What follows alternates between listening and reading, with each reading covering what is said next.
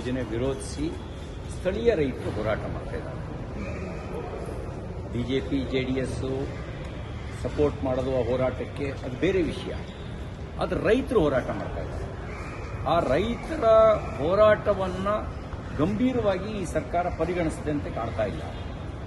ಮಾನ್ಯ ಮುಖ್ಯಮಂತ್ರಿಗಳಿಗೇನು ಅಂದರೆ ಹಠ, ನಾನು ಮಾಡ್ತೀನಿ ಅಂತ ಹೇಳಿದ್ದೀನಿ, ಮಾಡೇ ಮಾಡ್ತೀನಿ, ಯಾರು ವಿರೋಧ ಮಾಡಿದರೂ ಮಾಡ್ತೀನಿ ಅನ್ನೋ ಮನೋಭಾವನೆ ಪ್ರಜಾಪ್ರಭುತ್ವಕ್ಕೆ ಪೂರಕವಾಗಿರ್ತಕ್ಕಂಥ ಮನೋಭಾವನೆ ಅಲ್ಲ, ಅದು ಸರ್ವಾಧಿಕಾರಿ ಮನೋಭಾವನೆ. You are not a dictator. ಇಲ್ಲಿರೋ ಡೆಮಾಕ್ರಸಿ. ನೀವು ಡಿಕ್ಟೇಟರ್ ಥರ ವರ್ತನೆ ಮಾಡೋಕ್ಕಾಗಲ್ಲ.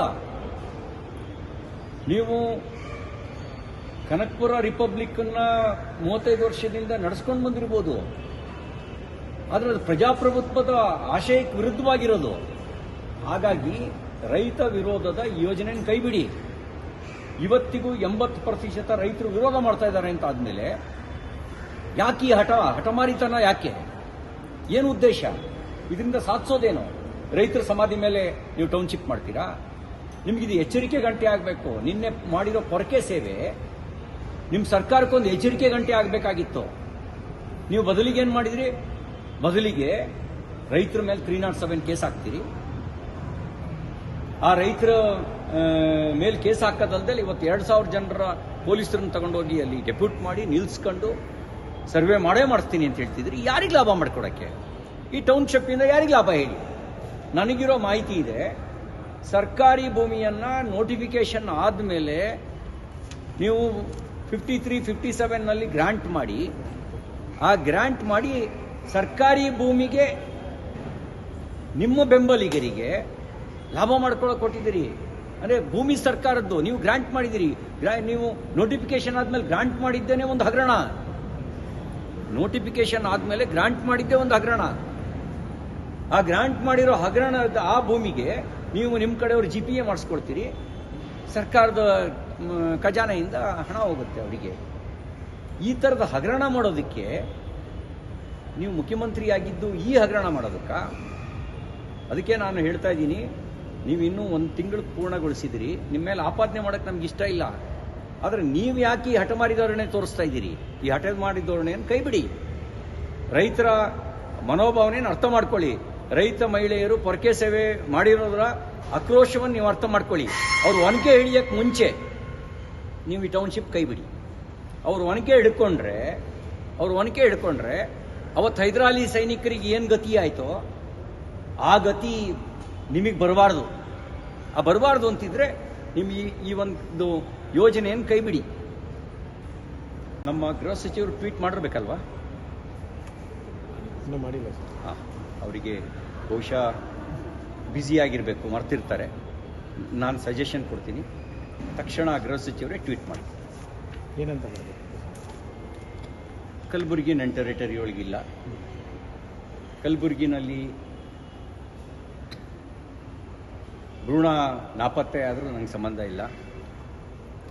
ಕಲಬುರಗಿಯಲ್ಲಿ ಅತ್ಯಾಚಾರ, ಕೊಲೆ, ಸುಲಿಗೆ ನಡೆದರೂ ನನಗೆ ಸಂಬಂಧ ಇಲ್ಲ. ಕಲಬುರಗಿಯಲ್ಲಿ SSLC PUC ರಿಸಲ್ಟು ಲೋಯೆಸ್ಟ್ ಆದರೂ ನನಗೇನು ಸಂಬಂಧ ಇಲ್ಲ. ಕಲಬುರಗಿಯಲ್ಲಿ ಜೈಲ್ ಬ್ರೇಕ್ ಆದರೂ ನನಗೆ ಸಂಬಂಧ ಇಲ್ಲ. ನನಗೆ ಸಂಬಂಧ ಇರೋದು ಮಾತ್ರ ಟ್ವೀಟು ಅಂಥೇಳಿ. ಮತ್ತು ಮುಖ್ಯಮಂತ್ರಿಗಳಿಗೆ ಒಂದು ಸಲಹೆ ಕೊಡೋಕ್ಕೆ ಬಯಸ್ತೇನೆ. ನೀವು ಒಂದು ಹೊಸ ಖಾತೆಯನ್ನು ಕ್ರಿಯೇಟ್ ಮಾಡಿ. ಹೇಗೋ ಒಂದು ಏನು ಹೇಳಿದ್ರಲ್ಲ, ಎಂಥದ್ದು ಅಲ್ಲಲ್ಲ, ಪ್ರಜಾಸೇವಾ ಇಲಾಖೆ ಅಂತ ಮಾಡ್ತೀನಿ ಅಂತ ಹೊರಟಿದ್ದೀರಿ. ಒಂದು ಟ್ವೀಟ್ ಇಲಾಖೆ ಮಾಡಿ ಅದನ್ನ ಸನ್ಮಾನ್ಯ ಗೃಹ ಸಚಿವರಿಗೆ ಆ ಖಾತೆಯನ್ನು ವಹಿಸ್ಕೊಡಿ. ಹೇಗೂ ಅವರು ಇಂಡೈರೆಕ್ಟಾಗಿ ಅದನ್ನು ಪೊಸಿಷನಿಗೆ ತೊಗೊಂಡಿದ್ದಾರೆ. ಹಾಗಾಗಿ ಆಡಳಿತವನ್ನು ಪೊಸಿಷನಿಗೆ ತೊಗೊಳ್ಳೋದೇ ಇದ್ರು ಇದನ್ನೆಲ್ಲ ಪೊಸಿಷನಿಗೆ ತೊಗೊಂಡಿದ್ದಾರೆ. ಹಾಗಾಗಿ ಅವರಿಗೊಂದು ಟ್ವೀಟ್ ಖಾತೆ ಮಾಡಿ ಆ ಖಾತೆಗೆ ನೀವು ಪರ್ಮನೆಂಟ್ ಮಂತ್ರಿ ಅಂತ ಮಾಡೋದು ನಮ್ಮದೇನು ವಿರೋಧ ಇಲ್ಲ. ಈ ಮೊದಲ ಆರತಿ ಮಹಾರಾಜರ ಕಾಲದಲ್ಲಿ ಮಹಾರಾಜರಿಗೆ ಸಲ್ತಾ ಇತ್ತು ಅನ್ನೋದನ್ನು ನಾನು ಕೇಳಿದ್ದೇನೆ. ನಾವ್ಯಾರು ಮಹಾರಾಜರು ಅಂತ ಅಂದ್ಕೊಳ್ಳಲ್ಲ, ನಾನಂತೂ ಅಂದ್ಕೊಳ್ಳಲ್ಲ.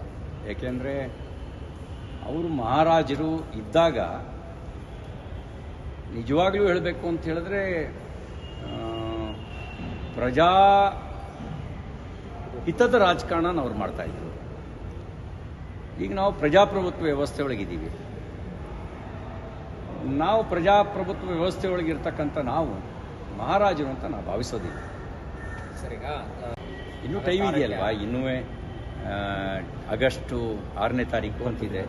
ಅದಕ್ಕೆ ಏನಂತೆ, ಏನು ಮಾಡಿದ್ರು ಕಾಂಗ್ರೆಸ್ನವ್ರನ್ನೇ ಮಾಡ್ತಾರೆ. ನಿಮ್ಮನ್ನು ಮಾಡ್ತೀವಿ ಅಂತ ಅವ್ರು ಕರೆಯಲ್ಲ, ನಮ್ಮನ್ನು ಕರೆದ್ರೂ ನಾವು ಮಂತ್ರಿ ಆಗಕ್ಕೆ ಹೋಗಲ್ಲ. ಹಾಗಾಗಿ ಕಾಂಗ್ರೆಸ್ನವ್ರನ್ನೇ ಮಾಡೋದ್ರಿಂದ ನಾವ್ಯಾಕೆ ತಲೆ ಕೆಡಿಸ್ಕೊಳ್ಳೋಕೆ ಬಿಡಿ. ಆದರೆ ಒಂದೇನು ಅಂದರೆ ಈಗ